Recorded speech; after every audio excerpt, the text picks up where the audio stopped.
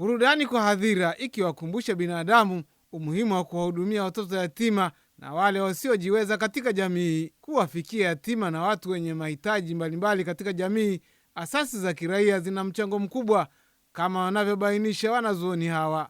Ubunifu wa vijana ambao bado wana umri mdogo sana, lakini wamefikiria na kutafuta na kujua yale ambayo ni mahitaji ya jamii zetu na kuanza kukaa pamoja na kufikiria namna gani wanaweza wakasaidia jamii. Hili ni jambo kubwa sana ambalo tumelishuhudia leo. Tumeshuhudia hapa namna gani Rajaa walivyochimba visima 170 kwa muda wa miaka miwili. Hili ni jambo kubwa. Maji yatawasaidia jamii wote, sio binadamu tu, bali hata wanyama watanufaika na maji hayo.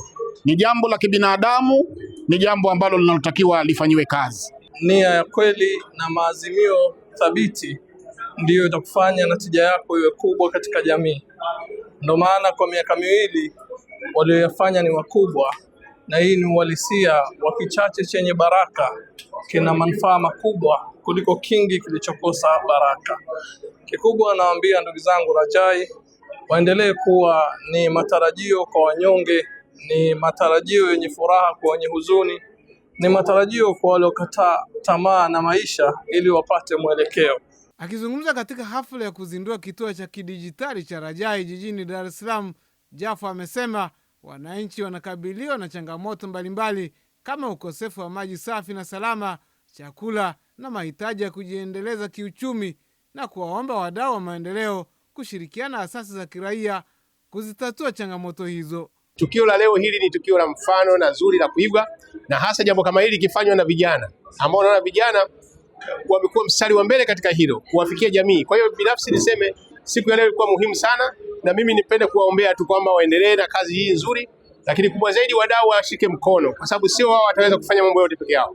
Wadau mbalimbali, makampuni, watu binafsi waweze kuwasaidia taasisi hii iweze kufanya vizuri, iweze kuwafikia watu wengine katika taifa letu. Tunajaribu kuwashawishi, kuwarudisha watu katika njia ambayo iliyonyooka ili waweze kuamini kwamba Rajai Foundation inaweza kuwa tumaini kwa jamii, na Rajai Foundation ni sehemu salama kwa ajili ya wao, ni wakala salama kwa ajili ya kufikia jamii. Rajai Foundation iliyoanzishwa mwaka jana 2025 mpaka sasa imechimba visima 175 katika mikoa ya Singida na Tanga, kutoa chakula kwa wananchi wenye uhitaji na kuwezesha vijana na akina mama kwa kuwapa mitaji ya kuendeleza biashara zao.